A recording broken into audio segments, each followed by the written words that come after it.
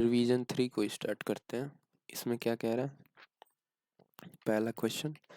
एक तो ये होता है कि इस तरह के आप नंबर्स होते हैं तो आप इसको काटते हो, 8 चौका 32, 8 9 72, 12 8 96। तो 8 से अपने गुणा डिवाइड किया है तो गुणा करोगे, क्योंकि 8 से अपने डिवाइड किया तो 8 से गुणा कर देना। पहले यहाँ लिख लो किस चीज़ से क्या किया हो, 8 से डिवाइड किया हो ना, और 10 से मल्टीप्लाई कर दो ताकि होल नंबर में कन्वर्ट हो जाए। तो 10 से मल्टीप्लाई किया तो उल्टा हो जाएगा, अभी इसका 8 से गुणा हो जाएगा और 10 से डिवाइड हो जाएगा। ठीक है, ये चेंज हो जाएगा यहाँ से। तो ये चीज़ करना होता है, फाइनल आंसर में आप यही करोगे। फाइनली आप ये करोगे, फाइनल नंबर आंसर में आप क्या करोगे, 8 से गुणा करोगे, 10 से डिवाइड करोगे।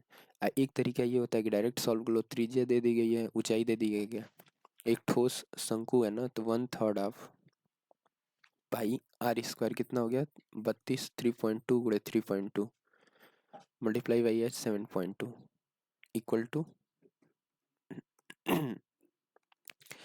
आप क्या बनाओ, सिलेंडर बनाओ ना, तो पाई आर स्क्वायर, रेडियस तो पता नहीं है, और एच हाइट की वैल्यू दे दी है 96। तो 32 दूना 64 होता है, 16 छक्का 95, 16 दूना 32। ये हो गया 6 बार में गया, पाई से पाई कैंसिल हो गया। ठीक है, कई बार कैंसिल होने को आप गोला से भी बना सकते हो। देखो पाई से पाई कैंसिल हो गया, रेडियस अब पता नहीं है, देखो 24 3 72 2.4, यहाँ आर की वैल्यू है 6 है, इधर 6 चौका 24.4 हो गया। तो 32 3.2 है ना, मल्टीप्लाई बाई 2 मल्टीप्लाई बाई 0.4, इसका अंडर रूट ले लोगे तो आंसर आ जाएगा, क्योंकि अब तो सारे नंबर्स कैंसिल हो गए। तो 32 दूना 64, 6.4 और मल्टीप्लाई बाई 4, इसका अंडर रूट लोगे और 2 डिजिट पे दशमलव डाल देना, क्योंकि 10 है ना, या 2 डिजिट पे है तो सिंगल डिजिट पे, अंडर रूट जब जाएगा तो सिंगल डिजिट पे हो जाएगा। तो 64 गुणे 4 है ना, तो 64 का हो जाएगा 8 8 64, 4 का हो जाएगा 8, तो 4 8 दूना 16, 1.6 हो गया ना, 1.6। चूंकि 2 डिजिट पे दशमलव है तो 1 डिजिट पे दशमलव हो जाएगा, अंडर रूट में 1 डिजिट पे हो जाता है। कॉन्सेप्ट लिख लो, अगर 4 डिजिट पे दशमलव होता है उसका अंडर रूट लोगे तो वो कितने डिजिट पे, आंसर में कितने डिजिट पे जाएगा, 2 डिजिट पे। अगर 2 डिजिट पे दशमलव है और उसका अंडर रूट लोगे तो कितने डिजिट पे जाएगा, 1 डिजिट पे जाएगा। ये कॉन्सेप्ट है। तो कुछ नहीं करना है, फाइनली आप बस नंबर लिख लिया करो। और जैसे पहले तो कैंसिल आउट करोगे, कैंसिल आउट करने के बाद अंडर रूट लोगे, अंडर रूट लेने के बाद यहाँ सिर्फ लिख दोगे 2 डिजिट पे है। तो फाइनल आंसर में 2 डिजिट पे है ना, देख लो कितने डिजिट पे दशमलव है, तो 1 2, तो फाइनल आंसर में 1 डिजिट पे होगा। बस ये लिख लिया करो 1 डिजिट, उसके बाद नंबर उतार दो, 32 गुणे 2 गुणे 4, और ये 64 8 हो गया, 32 दूना 64 8 और 4 का 2 8, यहाँ 1.6, 1 डिजिट पे दशमलव डाल दो। अब व्यास पूछा है ना, रेडियस निकल गया, आर की वैल्यू है ये, पूछा है व्यास बताइए, तो व्यास इसका डबल हो जाएगा 3.4। एक ये तरीका है, एक ये भी तरीका है कि आप डायरेक्ट नंबर को काटिए। तो काटने में प्रॉब्लम ये होता है कि फिर आप काटते हो, फिर दोबारा फाइनली आप ऐसे करते हो। ऑल्दो वो फायदेमंद इसलिए होता है कि उसमें ये वाला टर्म बहुत छोटे में हो जाता है। आपको जगह बचाना है ना एग्जाम में, आपको इतना न करने के बजाय ये वाला मेथड यूज करना है, क्योंकि इसमें जगह कम पड़ता है। आराम से आप कैंसिल आउट कर लो और लिखते चलो कि रेडियस की ये वैल्यू ये है, इसकी वैल्यू ये है, इसकी वैल्यू ये है। ठीक है, और वैल्यू पुट कर लो, ये बेस्ट मेथड है। सेकंड क्वेश्चन क्या कह रहा है, ए बी व्यक्तिगत रूप से कार्य को 18 और 30 दिन में करते हैं। ए कितने दिनों में कर रहा है, 18, बी कितने दिनों में कर रहा है, 30। एलसीएम ले लो इन दोनों का, 18 पचे 90, 30 तिया 90, 90 यूनिट्स इसका हो गया टोटल वर्क। 18 पचे 90, 5 यूनिट पर आवर की एफिशिएंसी इसकी हो गई, और इसकी क्या हो गई, 3 यूनिट पर आवर की एफिशिएंसी, 3 यूनिट पर डे की एफिशिएंसी। ए और बी एक साथ काम करना शुरू किया, लेकिन ए ने काम पूरा होने से इतना दिन पहले काम छोड़ दिया। तो मान लो काम पूरा कितने दिनों में होगा, अब काम पूरा नहीं पता है ना, काम पूरा होने से पहले कितने दिन इतने दिनों छोड़ दिया। मान लो काम टी डेज में पूरा हुआ होगा, तो बी तो पूरा टी डेज किया होगा ना, तो 3t का वर्क तो बी किया होगा। ए क्या किया है, टी माइनस 16 2/3, इतना ही डेज किया है ना काम पूरा होने से। और इसकी एफिशिएंसी क्या, ए की एफिशिएंसी 5 है। 5 है, ये रख दिए। और पूरा काम कितना था, 90 यूनिट्स का। यही है ना क्वेश्चन। देखो, ए ने काम पूरा होने से इतना दिनों पहले काम छोड़ दिया, तो 18 माइनस इतना डेज काम किया 5 यूनिट की एफिशिएंसी के साथ, दोनों साथ करना शुरू किए हैं। ठीक है, तो ए इतना किया है काम पूरा होने से पहले, ये बी पूरा लास्ट तक गया है 3T तक। अब इनका देखो 5T और 3T 8T हो गया। 80 ये मल्टीप्लाई करोगे 16×3=48 तो 50, 50 × 5/3, ये निगेटिव साइन के साथ जाएगा तो उधर हो जाएगा तो पॉजिटिव हो जाएगा, उस साइड भेज दो। अब टी की वैल्यू पता करनी है ना, तो 8 से डिवाइड कर दो। क्या पूछ रहा है कि ये कितने दिनों तक कार्य किया, टी की वैल्यू बता दो और फिर इसमें से घटाना पड़ेगा। तो अब ये तो कैलकुलेशन बड़ा हो गया, चलो टी से पहले इसको कर लो। तो 18×5 = 90 होता है ना, ऐसे करो 8 से डिवाइड करोगे तो 45×2 = 90, 45/4 प्लस इसको करोगे 4, 2 से कर लो तो 25 बटे 8 है ना, तो नीचे जाएगा तो 4 हो जाएगा, 4×3 = 12। अब इसमें से माइनस करना है कितना, 50/3। एलसीएम लोगे 12, 125 प्लस 45×3 = 4×3 = 120, 5×3 = 15 और माइनस 3×4 = 12, 5×4 = 20, 200। तो 15 और 25 कितना हो गया, 140। 15 25 140 हो गया, 100 कम कर लो, क्या हो गया 60/12। इसको डिवाइड करोगे तो टी की वैल्यू एक ए के लिए अब निकल रहा है, ए की वैल्यू क्या गई 5 डेज। एक ये बेस्ट, ये भी तरीका है लेकिन इसमें चूंकि समय ज़्यादा लगा है। एक ये था कि इसको मान लेते कि ए, मान लो कि बी, ए कितना दिन किया, ए जितने दिनों तक, मान लो दोनों टी डेज तक साथ में काम किए हैं। टी डेज तक दोनों किए हैं तो 5T ये करेगा, 3T ये करेगा। टी डेज तक साथ में काम किए, फिर बचा हुआ 40/, इतना दिन का काम छोड़ के गया है ना ए, तो ये बी किया होगा। 50/3 का काम छोड़ के गया, वो बी किया होगा 3 यूनिट्स पर डे की एफिशिएंसी के साथ। अब ये कितने की वैल्यू हो गई, 90 की। और फिर यहाँ से सॉल्व कर लो। एक मेथड ये है कि 80, अगेन फिर वही चीज़ हो जाएगा, उधर जाएगा तो घटाना पड़ेगा, वही बात हो गई।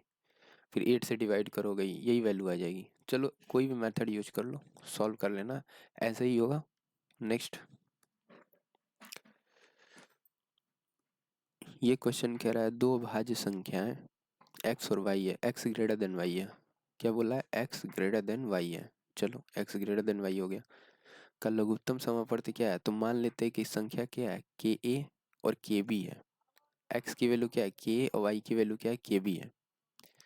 x की वैल्यू के, y की वैल्यू क्या है, के बी है। तो एलसीएम क्या हो गया, के ए बी हो गया, और एच सी एफ क्या हो गया, के हो गया। यहाँ से एच सी एफ क्या हो गया, के हो गया ना।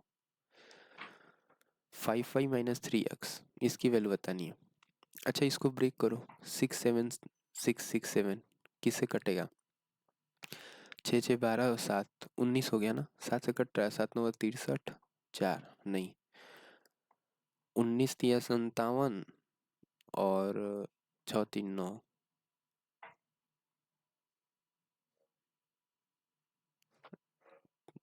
अच्छा ये इसका फैक्टराइजेशन करना है, कैसे करोगे, 20 और 30 का मल्टीप्लिकेशन करते हो तो 600 आता है कि नहीं। हमको चाहिए ये नंबर, तो एक को कम कर लो, मान लो इसको, चूंकि ये 7 कैसे आएगा ये बताओ आप, 7 कैसे आएगा, जब 9 में 3 से मल्टीप्लाई करोगे तभी तो 7 आएगा। 7 कैसे आता होगा, जब यूनिट डिजिट 9 हो, यूनिट डिजिट 3 हो, मल्टीप्लाई करते होगे तो 7 आता होगा। मान लो इसको हमने किया 29, तो इसको कम करोगे ना, 3 कम करोगे तो इसको करोगे 27, क्योंकि इसको बढ़ाए हो, तो इसको कम करोगे तो एक तो ये हो गया कि 27 हो, नहीं नहीं इसको कम कर दो, क्योंकि 27 से नहीं कटेगा ना, इसको कम कर दो, इसको 9 कर दो, 29, इसको कम किए हो तो इसको बढ़ाओगे तो इसको 23 कर दो। अब 29 और 23 का मल्टीप्लिकेशन करोगे ना तो ये आ जाएगा, चेक कर लेते हैं। 29 और 23, 3 और 27, 7 2 3 6 2 8, दोनों 18 8 है, 2 2 4 1 5, 7 8 8 16 आ गया ना। तो बस यही कॉन्सेप्ट समझाना था कि इसको कम किए हो ना, तो इसको इसको बढ़ाए हो, 20 को बढ़ाए हो तो इसको कम करोगे, अगर इसको बढ़ाए हो तो इसको कम करोगे, और ऐसे यूनिट डिजिट देख लो कि यूनिट डिजिट मल्टीप्लाई करने पर 7 आना चाहिए बस। तो पता चल गया ना, 23 × 29, ये हो गया KAB। तो पूछ रहा है 5 - 3 x की वैल्यू बताओ। अब वाई एक्स बोला है, चूंकि ये एलसीएम है ना, एलसीएम दो संख्याओं का गुणनफल क्या होता है, लासा एलसीएम मल्टीप्लाई बाई एचसीएफ, यही तो होता है। तो एक्स की वैल्यू क्या आ गई, एक्स चूंकि बड़ा है वाई से ना, यहाँ दिया एक्स बड़ा है, तो एक्स की वैल्यू 29 आ गई, और वाई की वैल्यू क्या आ गई, 23। अब यहाँ से वैल्यू पुट कर लो, इसमें इसमें वैल्यू पुट कर लो, तो 5 × 45 5 हो गया, 5 में 9 से 29 मल्टीप्लाई होगा तो 5 यूनिट डिजिट पे आएगा ना, 3 × 3 = 9 -9। तो सम, अब चूंकि 9 कोई भी हो, यूनिट डिजिट पे 9 है, यहाँ यूनिट डिजिट पे 5 है, तो 15 में से 9 हो गया, मल्टीप्लाई कर लो, मल्टीप्लाई कर घटा लो, उसमें क्या करना है, घटा लो, का आंसर 28 आएगा। यही क्वेश्चन था। ये क्वेश्चन क्या कह रहा है, ए 40 किलोमीटर की गति से बी सी तक 50 किलोमीटर की गति 60 किलोमीटर की गति करता है। बी ए और सी के बीच में, बी ए और सी के बीच में ए से बी तक कितना किया है, 40, बी से सी तक 60, ए से बी की दूरी का अनुपात दे दिया है 2:3। कह रहे यदि वो सी से ए तक वापस लौटा है, सी से तक x किलोमीटर गति से यात्रा करता है, तो पूरी औसत तो आसान है, औसत निकालना तो बहुत इजी होता है। एवरेज होता है total speed upon total distance upon total time. Total distance कितना है, 2 यूनिट, 3 यूनिट, 5 यूनिट है ना, पहले 2 यूनिट 40 की स्पीड से गया, फिर अगला 3 यूनिट 60 की स्पीड से गया, जब लौटा है तो x की स्पीड से लौटा है, तो 5 यूनिट तो इधर गया है और 5 यूनिट लौट गया है, 10 यूनिट हो गया। पहला 2 40 से, फिर 3 60 से, और लौटा है तो x से। अब इसको करना है, सिंपली सॉल्व कर लो। एवरेज की वैल्यू दी गई है ना, एवरेज की वैल्यू दी है 61 7/13, 61 7/13। तो नीचे 13 जरूर देखो, इसको करना है कैसे करेंगे, तो एलसीएम लेते हैं ना, या फिर इन दोनों को पहले सॉल्व कर लो। तो 2/3 40 एक जगह लिख लो, और 3/60 एक जगह लो। इसको सॉल्व करोगे तो 1/20 1/20 आ जाएगा आई थिंक। इसको सॉल्व करोगे 1/20, इसको सॉल्व करोगे 1/20, तो 1/20 1/20 ऐड करोगे तो 1/10 हो जाएगा। तो ये 1/10 हो गया, ऊपर है 10 और नीचे मल्टीप्लाई करोगे तो 10x एलसीएम ले लोगे, तो क्योंकि वो 10, ये 5/x करोगे तो एलसीएम लोगे तो 10x हो जाएगा, यहाँ x हो जाएगा, यहाँ 50 हो जाएगा, तो x + 50 यहाँ हो गया। इसकी वैल्यू दे दी है 61 7/13, और इसको सॉल्व करोगे तो 61 7/13 को सॉल्व करोगे तो ये हो जाएगा इतना 813। 2 0 2 0 कैंसिल आउट हो गया, यहाँ हो गया 8x + 8×5 = 40 400, उधर क्या हो गया 13x, तो 8×5 = 13, x की वैल्यू क्या होगी 80 किलोमीटर/आवर की स्पीड थी लौटते समय। बस यही पूछा होगा, 80 किलोमीटर/आवर आंसर, कुछ नहीं करना है। नेक्स्ट क्या कह रहा है अगला क्वेश्चन, ये पैसिव एक्टिव बीच में ऐड किया गया, मैंने ऐड किया था। क्या कह रहा है, पैसिव वॉइस में सब्जेक्ट क्या होता है, एक्शन रिसीवर होता है। एक्टिव में क्या करता है सब्जेक्ट, ये एक्शन करता है, एक्शन डूअर होता है। और पैसिव वॉइस में क्या होता है, ये एक्शन रिसीवर होता है। सब्जेक्ट क्या होता है, एक्शन रिसीवर होता है। इसी पे क्वेश्चंस जो आते हैं, इंपॉर्टेंट कॉन्सेप्ट है ये, कि पैसिव वॉइस में क्या होता है, सब्जेक्ट एक्शन रिसीवर होता है, एक्शन रिसीवर, ये इंपॉर्टेंट है।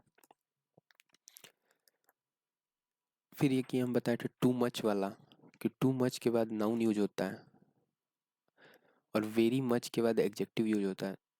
तो टू मच और मच टू में क्या अंतर है, ये चीज बताना है। टू मच भी यूज होता है, और मच टू, तो देखो टू मच के बाद नाउन आएगा ना। एन का अल्फाबेटिकल नंबर क्या होता है 14। देखो एम का अल्फाबेटिकल भी नंबर क्या है 13 है। तो 13 रिलेट करेगा 14 के साथ। ठीक है। और मच टू, टू का अल्फाबेटिकल नंबर होता है 20। ये एडजेक्टिव के साथ यूज होता है। ठीक है। तो यही कॉन्सेप्ट था कि मच टू के बाद क्या आएगा नाउन आएगा, क्योंकि एम का अल्फाबेटिकल नंबर होता है 13। तो ये 14 के साथ रिलेट करेगा, एम एन के साथ रिलेट करेगा। बेसिकली ऐसे याद कर लो, एम एन के साथ रिलेट करेगा। वेरी मच, अब देखो टू मच है, वेरी मच है। जब वेरी मच आता है तो वेरी मच के साथ एडजेक्टिव आता है। ऐसा क्यों है? देखो मच तो दोनों लास्ट में है, मच दोनों के लास्ट में है। फिर ऐसा क्या है कि टू मच के बाद एडजेक्टिव है, नाउन है, और इसके बाद एडजेक्टिव है। तो वी का अल्फाबेटिकल नंबर होता है 22 22, और टी का अल्फाबेटिकल नंबर होता है 20। तो छोटा वाला छोटे के साथ लिंक करना चाहिए था, लेकिन छोटा वाला बड़े के साथ, क्योंकि ए का एडजेक्टिव है ना। ए का अल्फाबेटिकल नंबर होता है 1। तो याद कर लो। ठीक है। और दूसरे तरह से याद कराते हैं। ठीक है।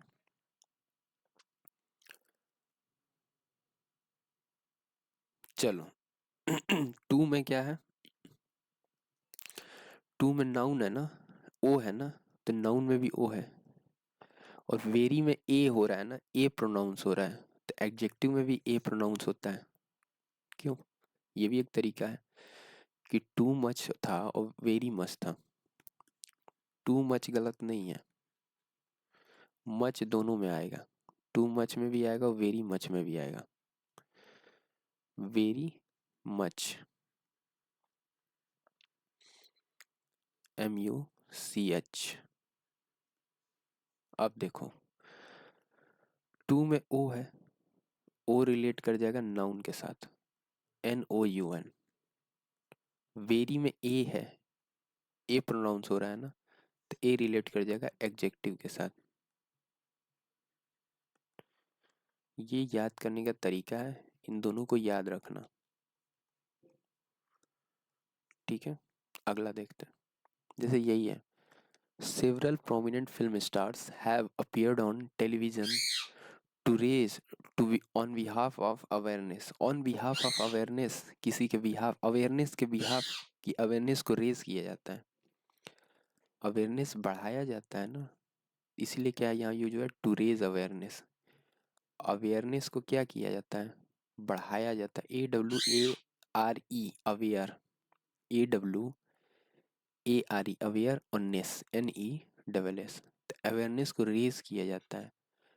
अवेयरनेस के बिहाफ पे नहीं आते हैं, किसी पर्सन के बिहाफ पे आते हैं। पर्सन के बिहाफ पे आते हैं ना। तो पर्सन के किस पे आ जाता है, बिहाफ पे। और अवेयरनेस को क्या किया जाता है, रेज किया जाता है। तो शब्द के हिसाब से यहाँ इरर है, ये इरर का था। नो सूनर के साथ क्या लगता है, देन लगता है। नो सूनर के साथ क्या लगता है, देन। और हार्डली, स्कार्सली और बेयरली के साथ क्या लगता है, हार्डली, स्कार्सली और बेयरली के साथ क्या लगता है, हार्डली, स्केर्सली और बेयरली के साथ क्या लगता है, वेन लगता है। Hardly HRDLY, scarcely SCAR, scare SCAR, scarcely CELY, scare, scare SCARCLY, barely BEAR, barely, इसके साथ वेन लगता है WHEN। नो सूनर के साथ क्या लगता है, देन लगता है। नो सूनर के साथ देन लगता है, THAN लगना, AN वाला लगता है। देन का मतलब तो तब हो जाएगा, THAN, देन। कंपेरेटिव डिग्री वाला। ठीक है। देन किसके लिए यूज होता है, कंपेयर करने के लिए ना। अगला, तो नो सूनर के साथ यहाँ क्या था, इरर था कि वेन लगा था, ये इसके साथ देन लगेगा। वेन किसके साथ लगेगा, हार्डली, स्केर्सली, इन सबों के साथ लगेगा। फिर अगला देखो, मच टू है ना, मच टू है तो टू मच विंडी है, विंडी क्या, ये तो नाउन है ना, विंडी यानी हवा, तो मच टू नहीं लगेगा, टू मच नहीं लगेगा, क्योंकि टू है तो इसके साथ नाउन आना चाहिए, नाउन आना चाहिए ना, टू मच के साथ क्या आना चाहिए, नाउन आना चाहिए, क्योंकि यहाँ ओ है तो इसके साथ क्या आएगा, नाउन आएगा, टू मच के बाद क्या लगेगा, नाउन आएगा। विंडी क्या है, नाउन है, नहीं नाउन नहीं है, तो यहाँ क्या लग जाएगा, विंडी की जगह विंड हो जाएगा, टू मच विंड, विंडी नहीं लगेगा, यहाँ वाई हट जाएगा, टू मच क्या हो जाएगा, विंड, विंड का मतलब हवा, अब नाउन हो गया। अगला, प्लीज्ड विथ लगता है, PLEASED, प्लीज्ड के साथ क्या लगता है, विथ प्रीपोजिशन लगता है, PLEASED, प्लीज्ड के साथ क्या लगता है, विथ प्रीपोजिशन लगता है, प्लीज्ड विथ, ठीक है, किसी के साथ, प्लीज्ड विथ, तो ये बहुत इंपॉर्टेंट है कि प्लीज्ड के साथ क्या लग रहा है, विथ प्रीपोजिशन लग रहा है, प्लीज्ड विथ। सेरेन, सेरेन का साइनो क्या होता है, काम, SEREN, SEREN, से, शेर और एन, ENE, SERENE, तो सेरेन का मतलब क्या होना, शांत होना, इसका हो जाएगा काम, पीस, कंपोज्ड। एजिटेटेड का मतलब क्रोधित करना, किसी को क्या करना, इरिटेट करना, आई, इरी, TATED, इरिटेट करना, तो एजिटेटेड का क्या हो जाएगा, इरिटेटेड, क्रोधित करना, एजिटेटेड, ये भी लिख लो कि सेरेन, SERENE, सेरेन का मतलब होता है शांत होना, काम होना, कंपोज्ड होना, पीस होना, और क्या होना, कंपोज्ड होना, ये सेरेन है, बहुत इंपॉर्टेंट वर्ड है, हाईलाइट करके स्टार मार्क लगो। सेरेन का मतलब क्या होना, शांत होना। एजिटेट का मतलब AGTATED, एजिटेट का मतलब क्रोधित करना, क्रोधित करना, किसी भी पर्सन को क्या करना, क्रोधित करना। अब देखो नेक्स्ट, प्रेगमेटिक का हिंदी क्या होता है, प्रेगमेटिक यानी व्यवहारिक, ये टोन में बहुत बार पूछा जाता है, किस तरह का टोन है, तो एक टोन हो बताए, साइनिकल, साइनिकल का मतलब होता है निंदक, एक होता है tone descriptive, descriptive, DESCRIPTIVE, descriptive का मतलब क्या होता है, इंफॉर्मेटिव, किसी चीज़ के बाद इन्फॉर्म, जैसे डिस्क्रिप्टिव राइटिंग लिखते हो ना, किसी चीज़ टॉपिक दिया है तो उसके बारे में आप अपना व्यू लिखते हो, अपना उस टॉपिक के बारे में आप इन्फॉर्मेशन लिखते हो, अपना व्यू नहीं लिखते हो, इन्फॉर्मेशन देते हो, तो डिस्क्रिप्टिव का मतलब हो जाए इन्फॉर्मेटिव। एक होता है साइनिकल, पेसिमिस्टिक होता है, तो पेसिमिस्टिक तो साइनिकल ही हो गया, निंदक, इसका साइन हो गया पेसिमिस्टिक, पेसिमिस्टिक, MISTIC, ये साइनिकल का साइनो है, ठीक है। एक होता है ये pragmatic, PRA, pragmatic, MATIC, pragmatic का मतलब है व्यवहारिक, PRA, प्रेगमेटिक, प्रेगमेटिक का मतलब क्या हो गया, व्यवहारिक। अगला, नेहरू अध्यक्ष एवं 8 अन्य कांग्रेस नेताओं ने भारत के संविधान का प्रारूप किस वर्ष डिजाइन किया था, 1928 में, 1928 में नेहरू जी ने मिलकर भारत के संविधान का प्रारूप तैयार किया था, संविधान का प्रारूप, ठीक है, 1928 में। Which of the following Indian constitution deals with fundamental rights, देखो फंडामेंटल राइट USA से लिया गया है, पार्ट 3, कितने फंडामेंटल राइट है, 6 फंडामेंटल राइट है, और ड्यूटीज कितनी है, 8, 11 ड्यूटीज है, सॉरी, USSR से लिया गया है। फंडामेंटल ड्यूटी कहाँ से लिया गया? देखो डी का अल्फाबेटिकल नंबर 4 होता है ना, तो यूएसएसआर में भी 4 है, तो राइट कहाँ से लिया गया? यूएसए से। फंडामेंटल राइट कितने हैं? 6 हैं, लिया कहाँ से गया है? यूएसए से। और ड्यूटीज़ कितना है? फंडामेंटल ड्यूटीज़ ये कितना है? 11, लिया कहाँ है? ऐसे रसिया से, यूएसएसआर, ये याद रखना। और पार्ट किस में है? तो फंडामेंटल मौलिक अधिकार ये पार्ट 3 में है। ये किस पार्ट में है? पार्ट 3 में है मौलिक अधिकार। तो ये भी इंपॉर्टेंट है, इसको भी हाईलाइट करो, किस पार्ट में? पार्ट 3 में। और ये किस में है? 51A, आर्टिकल 51A में क्या है? Fundamental duties. ये फंडामेंटल राइट्स आर्टिकल किस में है? 12 से 35 तक क्या है? फंडामेंटल राइट्स है। तो आर्टिकल अगर पूछे तो आर्टिकल क्या हो गया? 12 से 35 तक ये हो गया फंडामेंटल राइट्स का। नेक्स्ट क्या कह रहा? सिक्किम को किस संशोधन के तहत भारत का अभिन्न अंग बनाया गया? 36वां अमेंडमेंट। 36th अमेंडमेंट के तहत सिक्किम को क्या किया गया? और आर्टिकल क्या हो गया? 371F। 371F के तहत सिक्किम को क्या बनाएगा? अभिन्न अंग। और 36वां अमेंडमेंट के तहत 36th अमेंडमेंट, देखो 36th और 37th एकदम पास पास है ना, तो वही है। याद करने का तरीका भी पता चल गया। दिसंबर 1929 के कांग्रेस दिसंबर 1929 के कांग्रेस अधिवेशन की अध्यक्षता जवाहरलाल नेहरू ने की थी, जिसमें पूर्ण स्वराज की मांग की गई थी। पूर्ण स्वराज की मांग का प्रस्ताव किया गया था, ये दिसंबर 1929। और प्रारूप समिति की स्थापना कब हुई थी?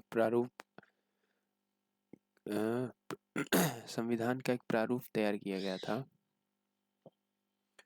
प्रारूप, ये 1927 में। 93rd अमेंडमेंट क्या है? 93वां अमेंडमेंट। भारतीय संविधान के किस अनुच्छेद में यह उल्लेखित किया गया है कि लोकसभा में एक अध्यक्ष और एक उपाध्यक्ष आवश्यक रूप से होना चाहिए? ये 93rd। देखो 36वां अमेंडमेंट क्या है? इसमें सिक्किम को अभिन्न अंग बनाया गया, ये आर्टिकल 371F से रिलेट कर गया। और 93वां अमेंडमेंट क्या का आर्टिकल? आर्टिकल 93, ये आर्टिकल है। ये आर्टिकल 93 क्या है? लोकसभा में एक अध्यक्ष और एक उपाध्यक्ष होना चाहिए। लोकसभा में एक अध्यक्ष और एक उपाध्यक्ष होना चाहिए। क्या होना चाहिए? एक अध्यक्ष होना चाहिए और एक उपाध्यक्ष होना चाहिए लोकसभा में। ये कौन सा अमेंडमेंट है? 93वां आर्टिकल है, 93rd। नागालैंड की आधिकारिक भाषा क्या है? इंग्लिश। ऑफिशियल लैंग्वेज एजी है ना। नागालैंड की आधिकारिक भाषा क्या है? अंग्रेजी है। 73वां अमेंडमेंट, ये पंचायती राज से है। और पार्ट 11 हो गया। अमेंडमेंट कौन सा हो गया? 73वां। संशोधन कौन सा हो गया? 73वां। 73rd। पार्ट क्या हो गया? पार्ट 11 हो गया। आर्टिकल क्या हो गया? 243। पंचायती राज के लिए क्या हो गया? 243। और पंचायत के लिए आर्टिकल क्या होता है? 40। 40 क्या होता है? पंचायत।